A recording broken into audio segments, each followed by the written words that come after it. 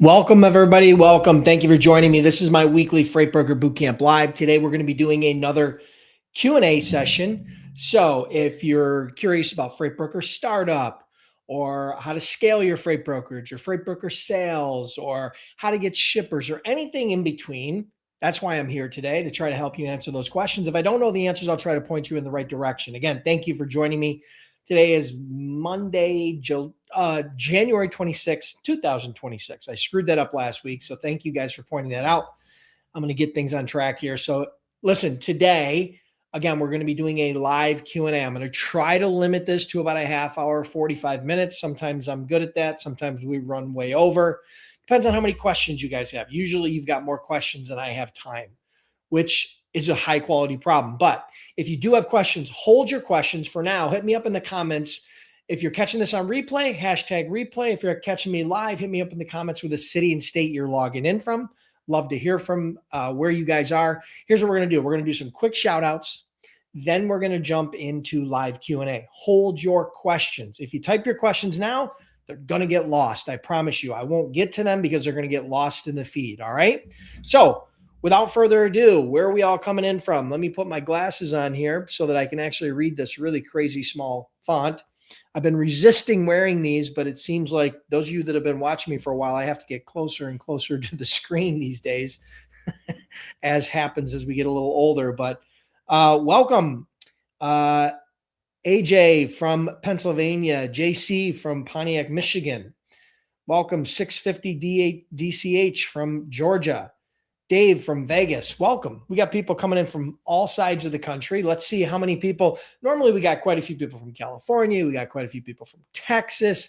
We got quite a few people from Georgia and, all over the place. Plus, when I launched my freight brokerage back in 2003, I was very fortunate, went on to do over $200 million as a freight broker, but I started what I call my Freight Broker Bootcamp Startup Program back in 2009. Since then, we've trained over 10,000 students, and we're well known to be the most cost-effective, comprehensive online training program. But more importantly, we've had students from 16 different countries last time I counted. So sometimes we'll have people from Central America or South America or Asia or Australia, Europe, all over the place. So let's see who we got today. Welcome.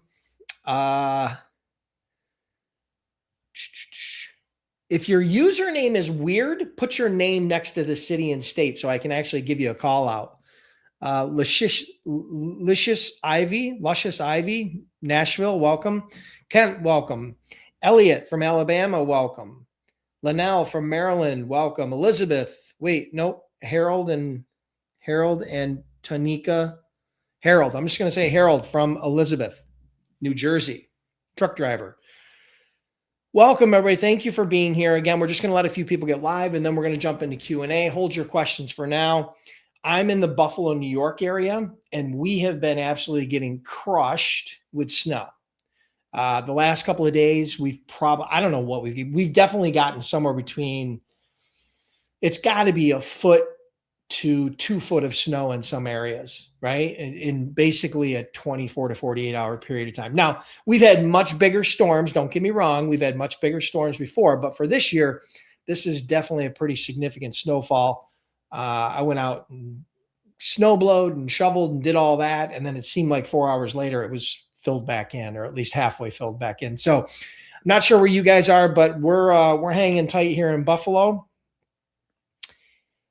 Oh, Corey, happy Monday from Billings, Montana. Becky from Joplin, Missouri. Rob from South Florida. Awesome.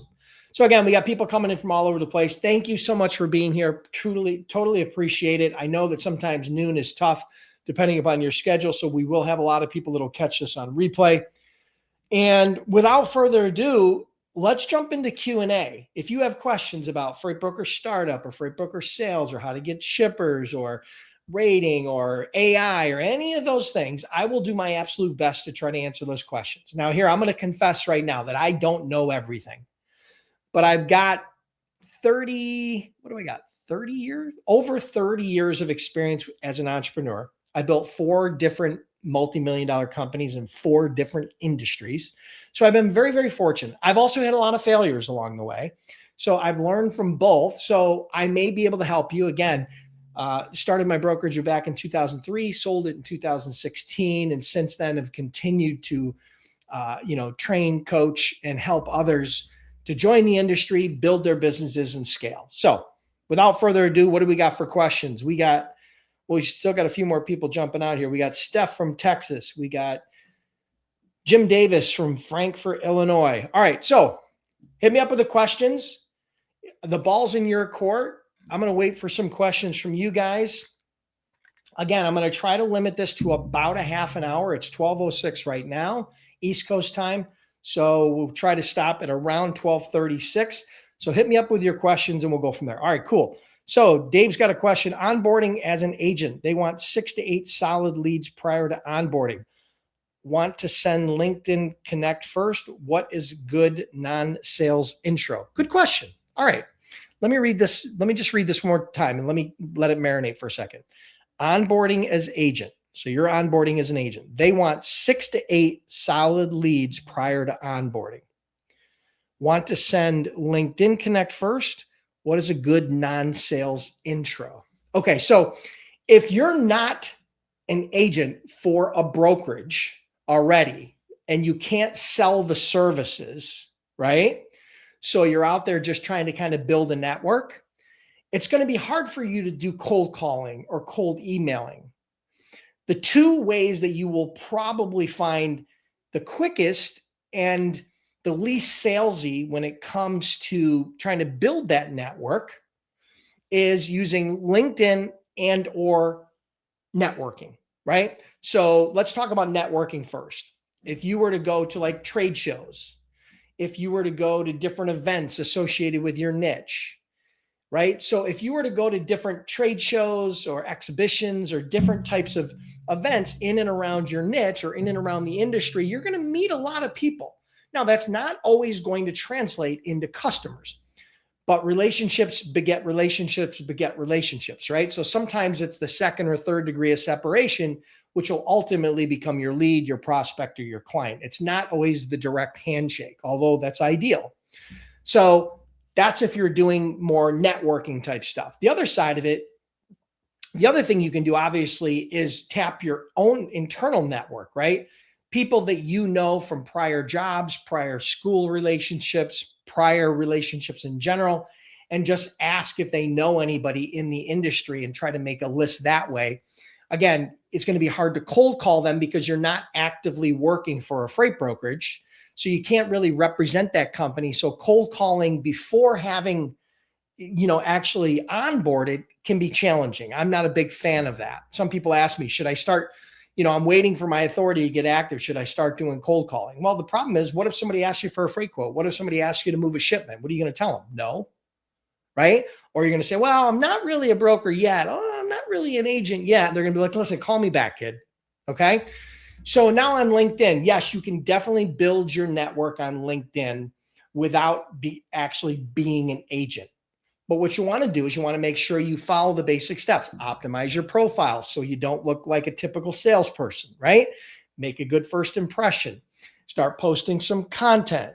Start following some people in your niche and start engaging with their posts. Start connecting with people that are influencers your niche. Start connecting with people that are potential targets in your niche, but make it a non-salesy format, right? So those are a few things that you can do to start building your network. I don't know that those are directly going to convert to leads. LinkedIn is a much softer sell. It's not a cold call. It's not used or best used as a cold call. I like to use LinkedIn as a kind of part of an overall sales cadence where I use LinkedIn and email and the phone and face-to-face in conjunction, all of those different channels as a way to try to, one, break through and start a conversation, but secondly, stand out and as well as, try to get their attention. So I hope that helps. If you got a follow-up, let me know. Hey, my buddy Vince from Phoenix. Thanks, my friend. Thanks for joining me, buddy.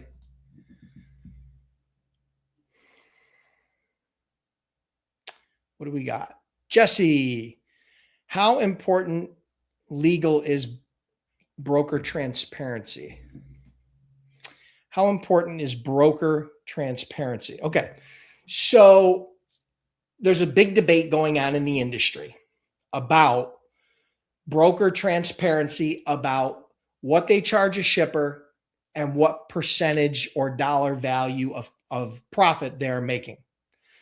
Based on the FMCSA rules from way back in the 80s, okay, when brokers were acted very differently, we were much more like an agent of a carrier than we were working directly for shipper. So those rules were drawn up back then in the 80s, and freight brokerage has definitely evolved and changed significantly since then.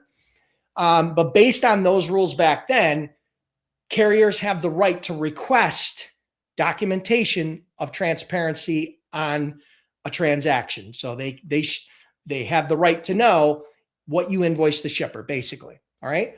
But what's happened is brokerages have added into their contracts, their broker carrier contract, the fact that they waive that right in exchange for doing business with the client. And so that's happened, and that's been going on for a very long time. It's the carrier's choice as to whether they waive that right or not, as to whether they do business with that broker or not. They don't have to, but ultimately that's completely up to them. And the reason why the brokers are doing that is because they want to protect their proprietary data. Pricing is proprietary, okay? What I charge a shipper is proprietary. What I pay a carrier is proprietary, okay? Who that shipper is and who that carrier is and the commodity, all of that is proprietary to my business, all right? So ultimately, that's my point, is that they're trying to protect their proprietary data. And so that's the argument that's going on right now. And you know, the DOT and the FMCSA are taking a look at changing the transparency rules and laws and all those sorts of things. It hasn't been settled yet.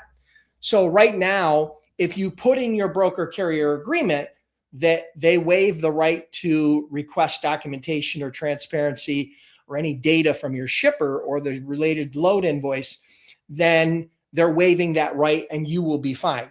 What happens in the future? I don't know. Okay. I don't know. The problem is, here's the inherent problem is this.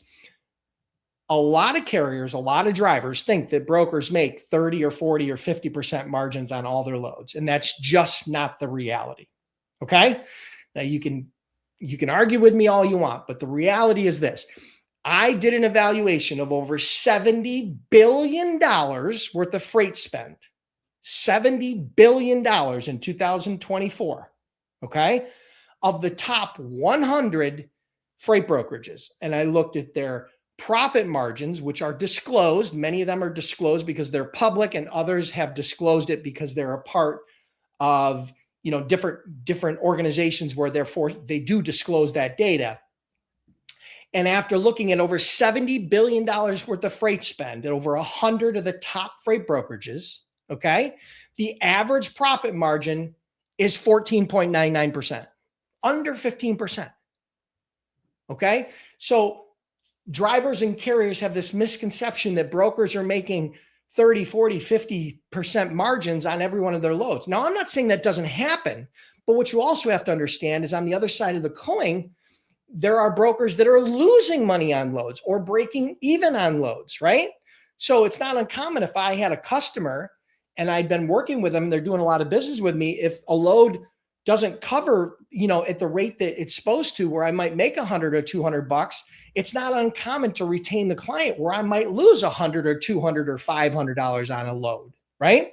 So it doesn't, people don't take that into consideration when that happens. And of course, we don't ask the carrier to share in those losses, but ultimately that's a decision that the broker has to make. So I hope that answers your question. That's a little bit of a long-winded answer, but I wanted to give you guys a little bit of context, a little bit of color, so that you could understand what the debate is and what's going on. Good question, Jesse.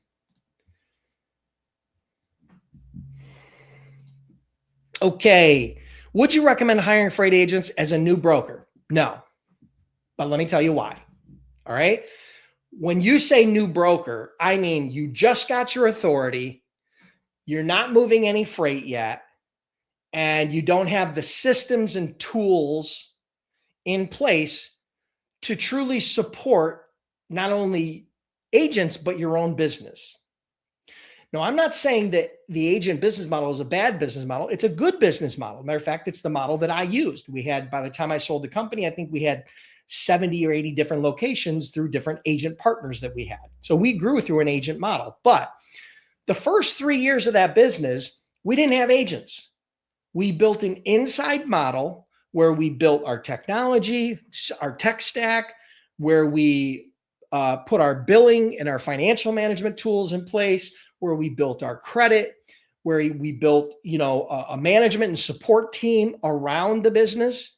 We had our own clients. We had our own carriers. We built a real brokerage first. And then in order to scale, we decided to launch the agent business. We had a choice. We could have scaled with the W-2 model and taken that call center model, kind of like a TQL or a CH Robinson, or we could scale with a agent-based model where the agents were remote independent contractors. We chose to go the agent route.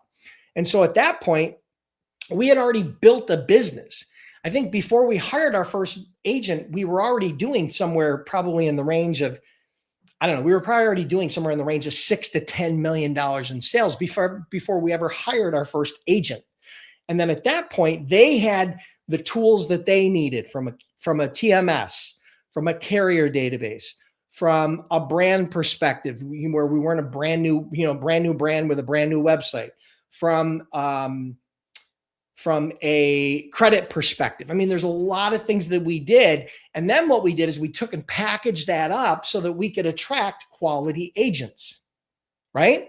So I hope that helps. If you got a follow-up, let me know. But my answer is, if you're a brand new brokerage, going out and hiring a bunch of agents is not the secret to success. Why would an agent want to work with you when you have none of those tools in place? You don't have any of the credit. You don't have any of the things that they need, versus a company that's already been in business for a year or 2 or 5 or 10 years. Why? The only reason is if you decided you were going to try to pay them a much higher commission, at which point is a losing battle for you because you're not going to make any money. So I suggest building the core of that business yourself. And then if you want to scale, make a decision. W-2 or agent, both are great models, very different, but great models. Hope that helps. All right. Any follow-ups? Any other questions? Today is one of those unique situations where I don't have a ton of questions, which is all right. I'm not mad.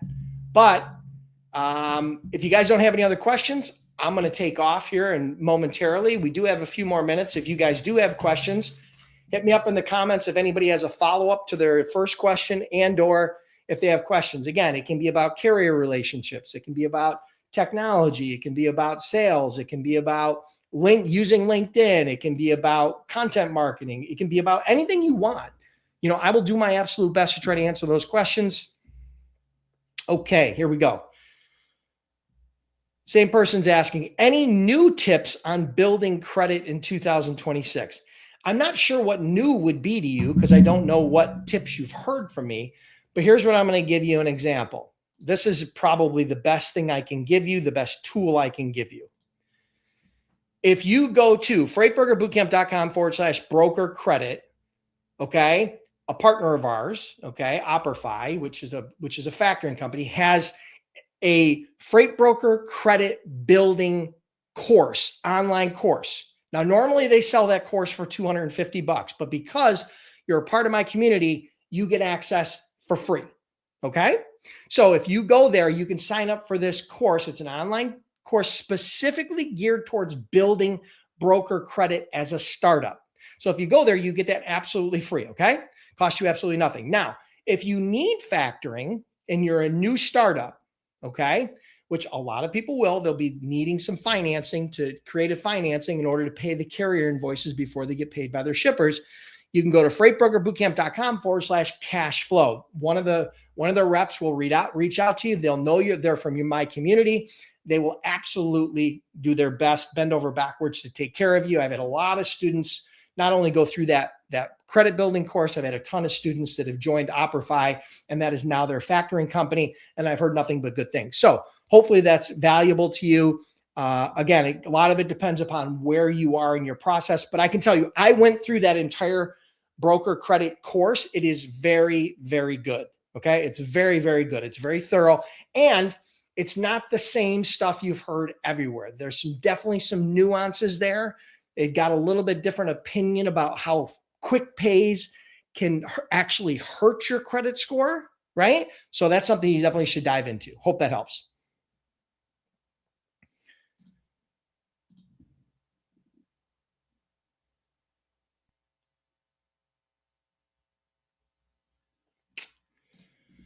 Okay, how do I introduce myself on LinkedIn if just onboarding?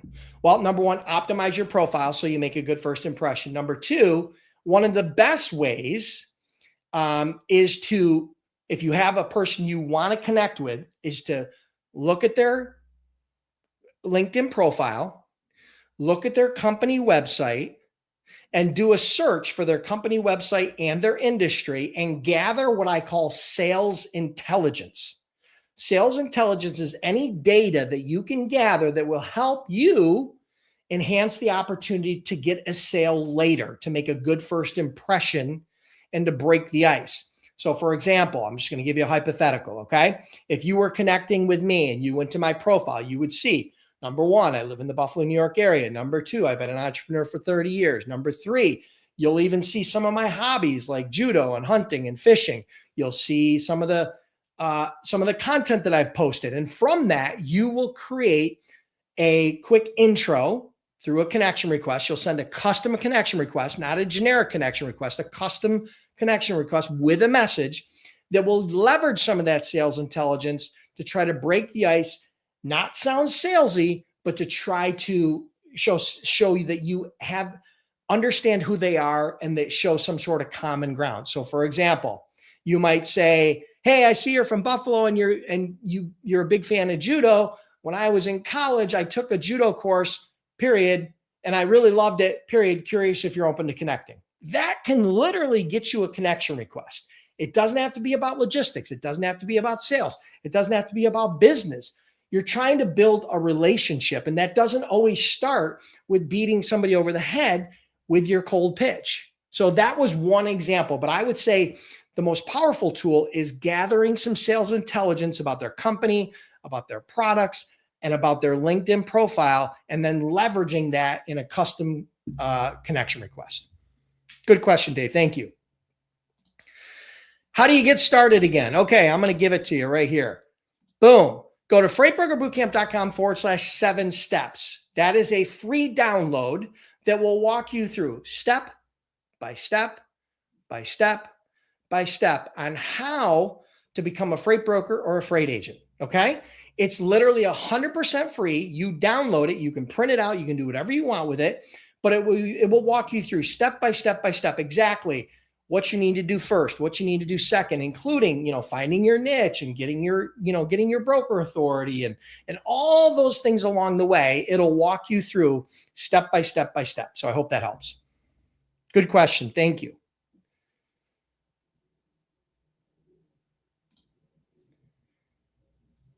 Okay, do you recommend hiring agents if you're working for a carrier brokerage? Sure.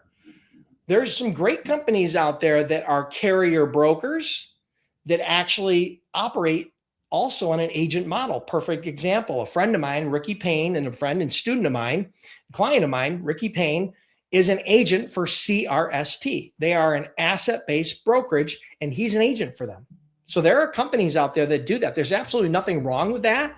If you are a broker carrier and you want to hire agents or you want to scale, it can be a great way to get customers and generate revenue. And not only for your brokerage side, but also for your carrier side. Yeah, I think it can work really well. There are definitely, Landstar is another example of it, right? Landstar, although that's kind of not everybody loves Landstar, but they've been super successful. They're a multi-billion-dollar company. There's quite a few companies out there that are carrier brokers that do have agent programs. So if you're looking for that, or if you want to pursue the agent model, that's definitely one option. And I think it can be a powerful one.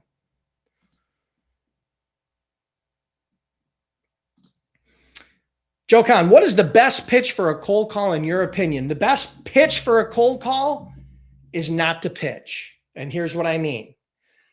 Don't take one of the generic sales scripts that are already out there, like, hey, we're a broker. We got trucks in your area regularly. Wonder if we might be able to help you out. Or, hey, we're a freight broker.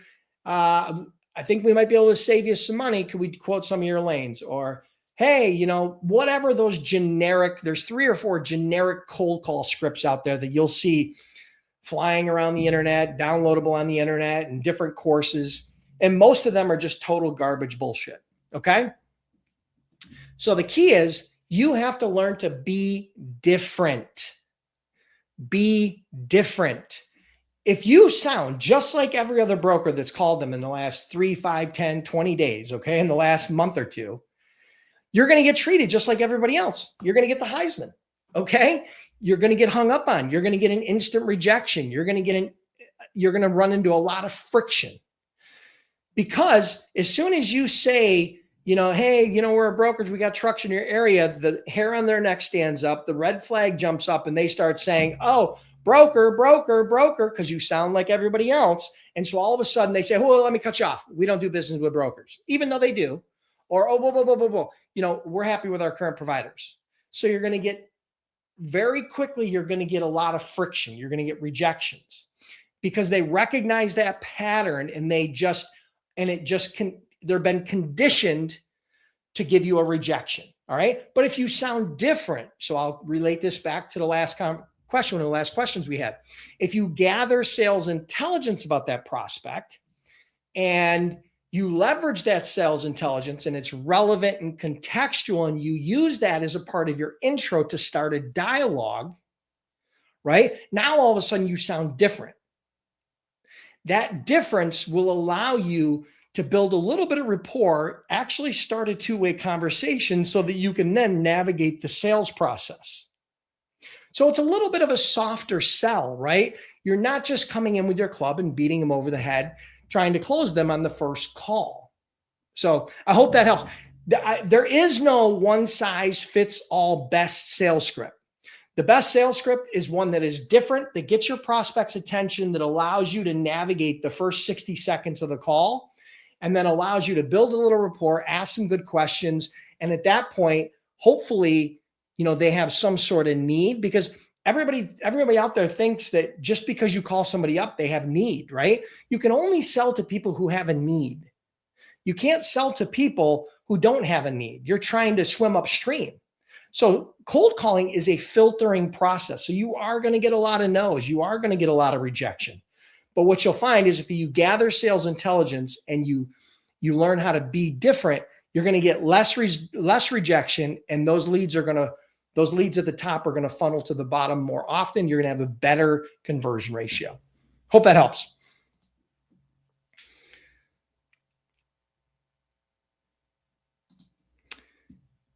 T-Landy asks, hey, Dennis, how often do you update the shipper list in FBBC? Okay, that shipper list is updated usually every 18 to 24 months.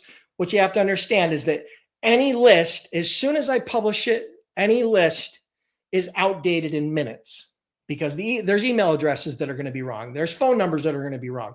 There's going to be companies that go out of business. There's going to be a lot of that, okay? So I believe it's due for an update probably in the next several months, I would guess. I don't have it top of mind, but we will do an update. Again, I forgot what there's like there's over 100,000 shipping contacts in that database. Okay. Not all of them are going to be good, but the reality is, you know what it costs you? $0. It's a free bonus that I put in there. It will be updated over time. Now, if you want super current, super updated data, right, that's really, really high quality, and you want that for free, I got your back. Let me show you what I got. Go to freightbrokerbootcamp.com/free leads. That special link will bring you to Apollo. Now, Apollo has a huge repository of data. And if you use that link, you can sign up for free with just an email and no credit card. Okay. So you can get instant access for free with no credit card. And if you do that, what happens, you can go in there and you can do all kinds of searches. You can gather all kinds of data. You can search by geography. You can search by company size. You can search by industry. You can search by job title. And you can build an entire list of prospects absolutely free. Now, Why do they do this? The reason why they give that data to you for free is because they have other data or other services that you can also purchase. But the data that you get from there is incredible. I will never be able to put a data source together that's anywhere near as good as theirs. Okay. So what happens is that is now becoming the free data source, right? Where you can get access to any niche, right? As a matter of fact, ultimately, I may ultimately do away with that shipper database in the Freight Broker Bootcamp course in the future, because it's a losing battle trying to publish and manage data when they can do it so well. So I would highly recommend anybody who's looking for lead lists in any specific niche, go sign up for free, freightbrokerbootcamp.com/free leads. Hope that helps.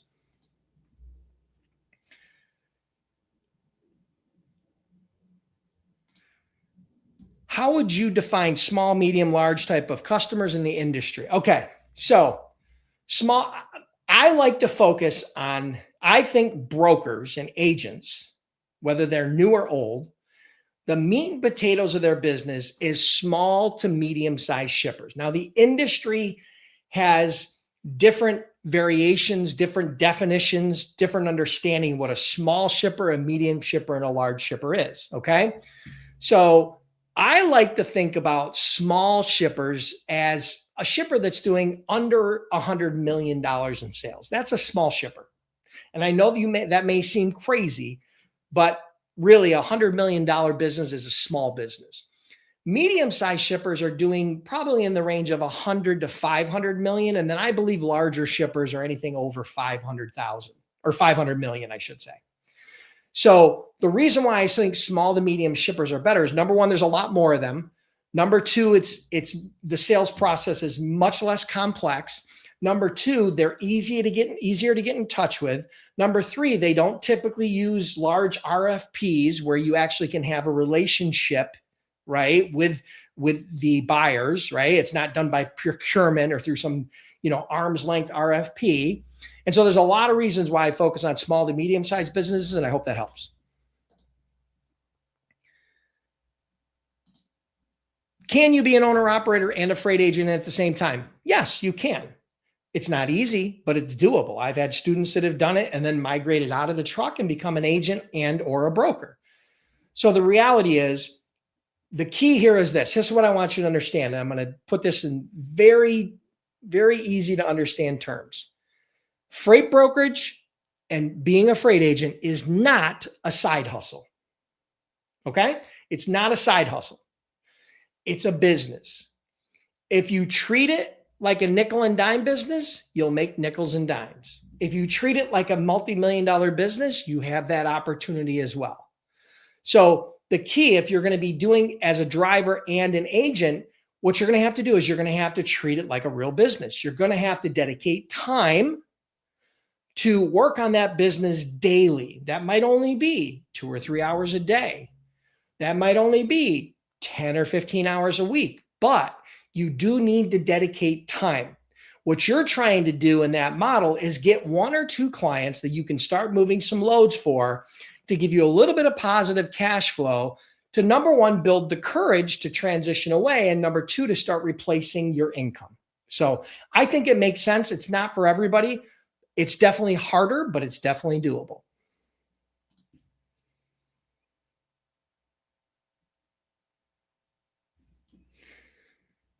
Okay, Joe, it would be a really long deal, but I have let's see. I think I have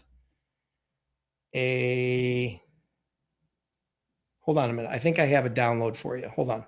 Let me see if I can find it. Nope, that's not it. Let me see if I can find the link. I think I have it somewhere in here. Give me 1 second. Give me 1 second. I might have it here.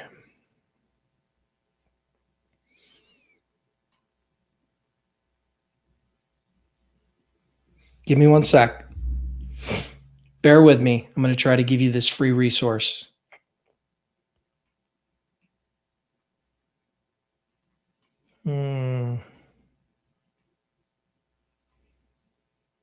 Okay, so I can't find that, but I am going to find, I have a YouTube video that breaks it down in depth. And I think that will be more valuable for you because I'll be able to do a lot more justice breaking it down, and you'll be able to hit it on replay much easier.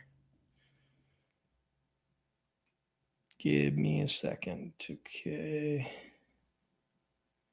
Okay, here it is. Boom, got it.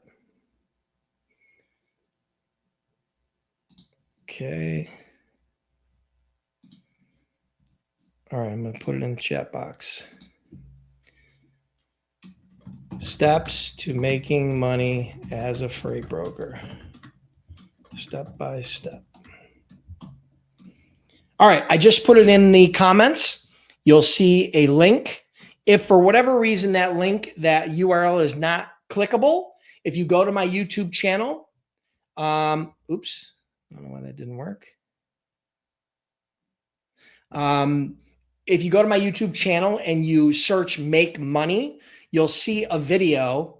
I'll actually share it. Here's what it looks like.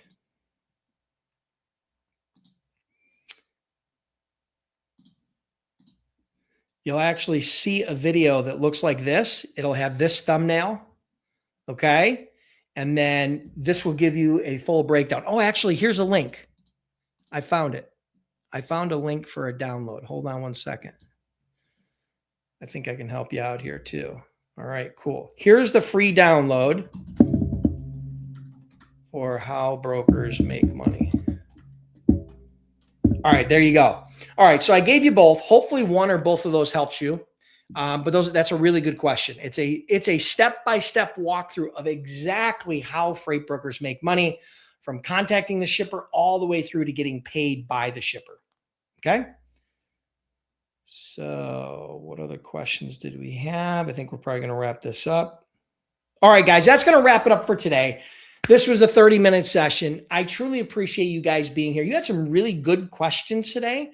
I really enjoyed it. Appreciate you guys being here. Hold tight for 1 second. Do me a huge favor. If you learned anything, if you picked up one nugget from this live, do me a huge favor. Hit the like button no matter where you're at. Just hit the like button right now. That keeps me motivated to let me know that you guys are getting good value. If you're on LinkedIn, repost this live stream so other people can get access to it. If you're on Facebook, repost it. And I do appreciate you guys are being here. Again, we don't do a lot of paid advertising. Most of my clients come through word of mouth or people that are searching on social or online. So I appreciate any support that you might have. Thank you for everybody recently who's just joined the Freight Broker Bootcamp Startup Program. If you guys are curious about becoming a freight broker and you're looking for a roadmap from A to Z, go to freightbrokerbootcamp.com. Again, we've trained over 10,000 students and we offer a 60-day, 100% unconditional money-back guarantee. Can't get any better than that. If you guys are struggling with getting shippers, if you're struggling with the sales side, you're already a broker, you're already an agent, maybe you're just in startup phase, and you need help getting your first few shippers and doing your first 7 figures in sales, you're going to want to get on the wait list for my Freight Broker Sales Accelerator. Go to freightbrokerbootcamp.com/waitlist. This is the Sales Accelerator coaching program, not the startup program. Okay. This is the coaching program for existing brokers and agents. Go there and get on the wait list. This program is an 8-week live coaching program where I work with you personally to teach you my best freight broker sales strategies, tactics, tools. I take that piece of my brain, I transplant it into your into your head. It's, in my opinion, the fastest way that a new broker or agent's going to hit 7 figures in their first 12 to 18 months. Okay. So it's closed right now. You can't get enrolled, but if you get on the wait list, you'll be notified, which should be in probably the next few weeks. I'll be opening enrollment, but if you're not on the wait list, you won't get notified. Thus, you won't have a chance to get enrolled. So appreciate you guys being here. Get on the wait list. Have an awesome day. Thank you guys for being here. Stay warm if you're in the Northeast like me, and we'll see you next Monday on the next Freight Broker Bootcamp Live.